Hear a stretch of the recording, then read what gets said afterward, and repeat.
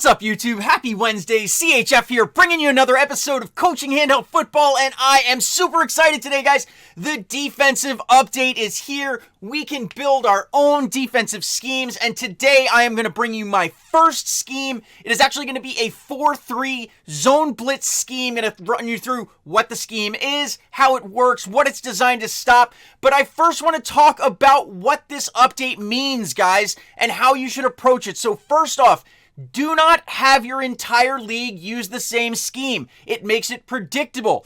The game is going to be a lot more interesting now. In fact, people who are tweaking their defensive schemes who don't know what they're doing are potentially going to make it even easier for you guys to score. Because if there's not a thought process behind how these schemes are designed, it can totally result in an awful defense. So I want to talk about a few things first, then we're going to hop into this 4-3 zone blitz scheme that I've put together for you guys. And again, I'm going to bring you guys a ton of different schemes so that you have tons of different options and you can tweak them as you see fit. But I want to talk a little bit about the defense and how it sets up. So since we're able to call our own defensive plays, that is a big boon, because if you have a theme that runs through your scheme, for example, if you have a lot of nickel blitzes, you can make sure to put in the right archetype for a blitzing nickelback. So Cam Chancellor, he is a run support safety, so that would be good to have him blitzing with decent speed. So you can do a lot of different things, and you can also build a scheme around what your best players are. For example, when I look at my squad, my weakness is the 3-4 linebacker. That's the weakest person on my team. So I would not want to run a 3-4 scheme, which is why I built a 4-3 zone blitz scheme as the initial scheme that I put together for you. So anyways, guys, that's kind of my thought there. Look at your lineup, tweak your lineup as needed to put your players that best support the scheme that you're trying to use into the lineup. But without further ado, guys, going to show off this 4-3 zone blitz scheme that I've put together for you guys. It is designed to stop the current meta of the game, which is run heavy, and we are going to basically put in a bunch of blitzes coming from both sides, and I'm going to talk through everything in the scheme, the exact plays. Now again, I will be changing my scheme regularly, so if you play against me, you will probably see me using a different scheme. I will be rotating amongst a lot of schemes, and I'm going to bring you guys all the schemes so you can kind of see what's there, but this is the one we're going to start with. So the theme that we are going to start with is most, if not all, of the plays are going to be out of the 4-3 formation. And the reason being is that is going to make it a little confusing for the guy on offense.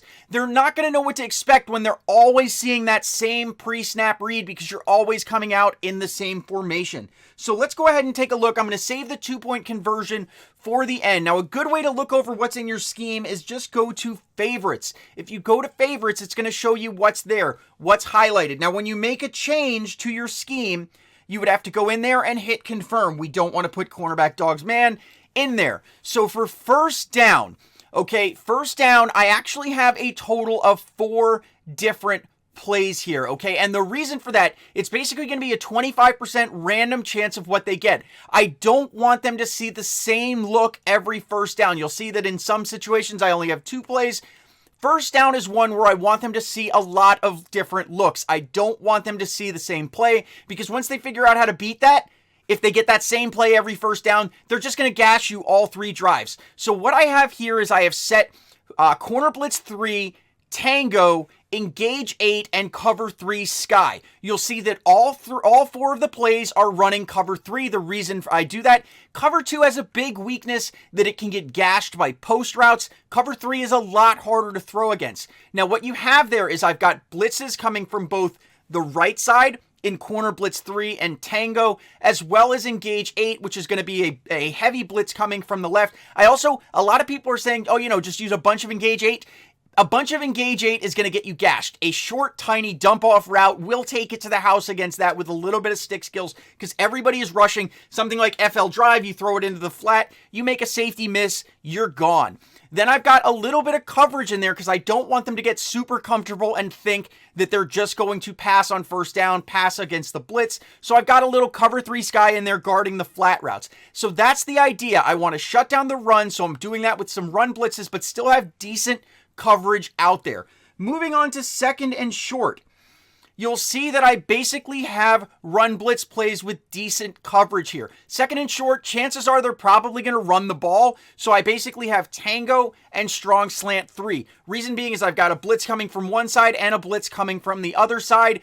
So it's kind of a dice roll on which one's there, but both of them still maintain decent coverage in case they go to pass. Now, when we move on to second and medium, you'll see again, 2 different plays, free safety Mike blitz 3, strong safety crash 3. Again, second and medium in the current meta is still run heavy, so I want more guys coming towards the line of scrimmage. And in this case, both of those are going to have, 5 guys coming to the line and still maintaining decent coverage. Again, I like cover 3 and cover 4. It is much harder to get the deep ball against. And if you had cover 2, you're going to get gashed with deep post routes. So this way, I've got a blitz coming from each side.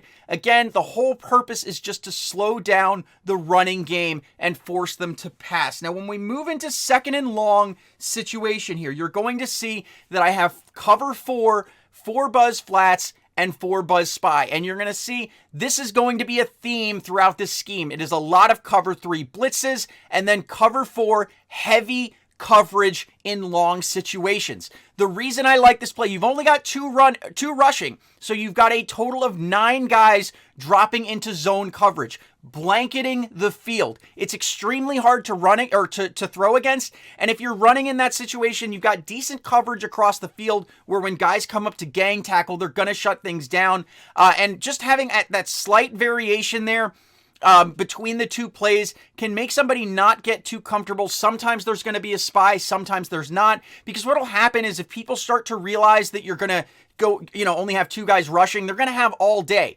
Quarterback scrambling can become an issue. It's not a really big weapon now, but with only 2 rushing, it's possible. By throwing in that 4 buzz spy where you've got a defensive end in that quarterback spy, sometimes it's going to shut down the scramble, sometimes it's not. But in that long situation, you want them passing and you want great coverage. With that, it's going to be there. Can they do so? Can it be beat? Of course. A great player is going to be able to identify the coverage, find the hole in the zone, but it is all about forcing them in long situations to pass and having a bunch of guys out there. When we move on to third and short, once again, you're going to see similar situation. Blitz heavy is what I've started with. Corner blitz 3 and engage 8. So 2 out of the 3 are going to be blitzes coming in to try and stop the run, since running in short situations is kind of an ideal situation. However, you're going to have people who are thinking, they're going to be blitzing in a short situation. I'm going to go deep here. Well, guess what? Again, it's counting on the random number generator to determine what happens, but by putting 4 buzz flats in there, you also have a great coverage play so that they can't get comfortable. Maybe the first 2 drives in third and short, they've always got away, they try to run it, they're seeing runs getting shut down, so on their third drive, they come into third and short, try to pass it, they hit the unlucky 4 buzz flats, you get yourself a turnover. Third and medium, once again, you're going to see a similar setup to the rest of the scheme. The entire scheme is designed to run out of 4-3 to be confusing so that they don't it makes it a lot harder to recognize what's happening when everything you're seeing pre-snap is the same, which is why you'll notice that as I bring you guys schemes, you're going to see these themes where I'm going to run a lot of the same formation, but very different plays. And in this case, we're throwing out there tango, which is going to be a blitz from the right, crossfire 3 press, which is going to be a blitz up the gut with linebackers kind of crossing, and then free fire 3, which is again going to be a blitz. All of these having that same cover 3 to shut down the post routes and decent coverage across the middle of the field. Third and long, guys, this is how I am starting for this particular scheme. In long situations, I want great coverage. I prefer zone coverage because I feel like man coverage, unless you've got really the best of the best players and high power, the defenders are just really easy to beat with things like drag routes and direction change routes. So here, same thing you're seeing in the other long situation. 4 buzz flats, 4 buzz spy. That way, if they once again notice, hey, there's coverage out there, I'm going to rip off a big scramble. Well, if they hit that 4 buzz spy with that 50% chance, if you got a good defensive end there in that spy position, I would recommend a fast defensive end. It's going to shut down that scramble. When we move on to fourth and long, again, fourth and short, again, looking to do the same thing. Run blitzes here. I have free safety Mike Blitz 3, strong safety crash 3. They were the same plays I ran in the other situation. Again, I want to have a chance of shutting down that easy short inside run, yet at the same time don't want to give up a big play. Because as people start to build their schemes, if they build their schemes one-dimensional and only put one play in there, as a smart player, as soon as they recognize, hey, 4th and short, they're getting an engage 8, just going to give a quick pass and take it to the house. You want your scheme to have at least 2 plays, in my opinion, just to throw things off. Now, if, some people say, well, just put the best play, one best play in every situation. The thing is, a good player is going to gash that. If you put one play in every single situation there and play me, I'm telling you, you may stop me on 3rd and short once, but the next 3rd and short, you're going to get gashed. And I think any good player who's able to recognize coverage and think through that situation is going to be able to do that. So again, I want cover 3. So they're always facing cover 3, kind of getting lulled into that. And then for 4th and long, again, starting out with 4 buzz flats, 4 buzz spy. I will change that, but right now, since everybody is so used to running, that is an extremely difficult play to pass against. Both of those are going to have a lot of zone coverage, and people are going to be uncomfortable at the start. Now, when we move on to 2-point conversion, okay, there's a lot of different things that you need to worry about. The biggest, of course, being halfback toss, or strong toss, I should say, or halfback toss strong, I guess. That's currently been the number 1 2-point play in the game. The easiest way to shut that down, and in fact is the one place you're going to see I am not running 4-3, is this situation. So cornerback dog's man, okay, is going to be out of the quarter formation, and it is a great play to stop just toss because it has the outside corners blitzing from both sides. It does a great job of shutting that down. Plus, there tends to be press coverage from your nickel and dime back there. Now, one thing to keep in mind, cornerback dog's man is going to leave other plays open. As you can see, that quarter formation, something like if they're using vertical or smash mouth, an inside run like vertical halfback lead is going to score against that. However, it does shut down toss. So what else I have done there, I've thrown in quarter blitz 3 and tango, both of which are going to be blitz heavy from the right side. Now let's talk about flipping, okay? Because this is one thing that I think EA kind of missed the mark on a little bit. Overall, I'm super happy with this update. However, there's one thing I want to talk about, and that is there is no logic to the flipping. So I've done a bunch of tests. One of the things that I did just to talk through my methodology was I put in I used a different account of mine, brought it into the league,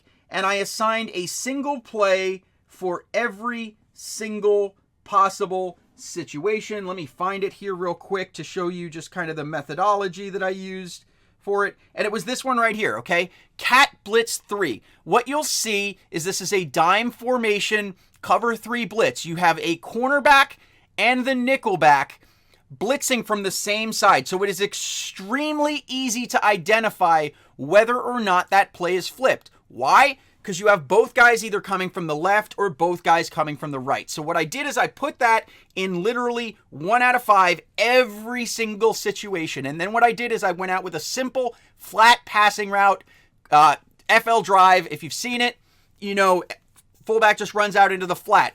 What I've noticed is I ran it 5 times regular, 5 times flipped. My hope was that the AI would be smart enough so that if they flip the play, you flip the play. Like your defense flips. However, I've noticed that's not the case. When I ran this test, I ran FL drive 5 times to the right, 5 times to the left. Sometimes they blitz from the left, sometimes they blitz from the right, and it appeared random. It was not tied to my flips. So when I was running it to the right, sometimes they came from the left, sometimes they came from the right. When I was running it to the left, sometimes they came from the left, sometimes they came from the right. That I'm not super happy about. What I would have preferred would be if the offense hits the flip button, the defense automatically flips. And then to take that a step further, I would wish that EA would give us an option when setting our defensive plays to choose whether or not we want to flip them by default. For example, if they would let us do that for a 2-point conversion, I would take Cat Blitz 3 and I would flip it so that by default it had 2 guys coming from the right. That way if they ran toss, by default it runs to the right. Well, they would run into 2 guys blitzing and get shut down, and I would still have great zone coverage. If they flipped it to run to the left, well, guess what? If I started flipped, it would unflip, and they'd come from the left. That would have been kind of grade A implementation by EA. It unfortunately does not appear that way. It seems almost random on the flipping, because again, 5 times to the right, 5 times to the left, both sides, I had guys coming from each side. So sometimes the defense flipped it, sometimes it didn't. So guys, I'm going to stop it right there. This is the first scheme. Again, I am going to actually be following up with this with LVL now getting interesting as people implement these things.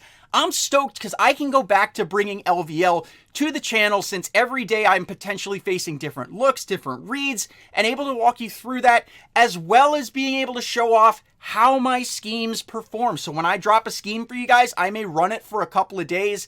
If we run into a big match, I will of course change it. But this way I can show you, hey, this is the scheme that I brought you guys. This is how it did. You know, it got 2 stops today, 1 stop. Today it was gash for 24. Gonna be able to bring all of that to you guys, and I am excited with that. So let me know in the comments down below what kind of schemes you were looking for. Maybe you've got a better squad setup for 3-4, so I will probably bring you guys a 3-4 scheme, probably bring you guys like a nickel and dime scheme for someone who, you know, wants to run defensive back heavy because they've got a lot of great corners and safeties. So I'm going to bring a ton of different schemes to you guys. This way, make sure your league is not all using the same scheme, just because a smart league is going to be able to gash it when they figure out, hey, everybody's using the same scheme. This is what works against the scheme. This is what doesn't work against the scheme. But that's my first scheme. Again, a 4-3 zone blitz, particularly heavy in cover 3 and cover 4. So if you like this video or what I'm trying to do here on the channel, guys, go ahead and hit the like button. If you are new to the channel, guys, go ahead and hit that subscribe button. What you can count on is strategy content, and with this new update, there is going to be a ton of strategy content. So make sure you've got that bell on so that you can watch these videos as soon as they drop and get ahead of the competition. I love you guys. You are the best ever. I will see you tomorrow. CHF out.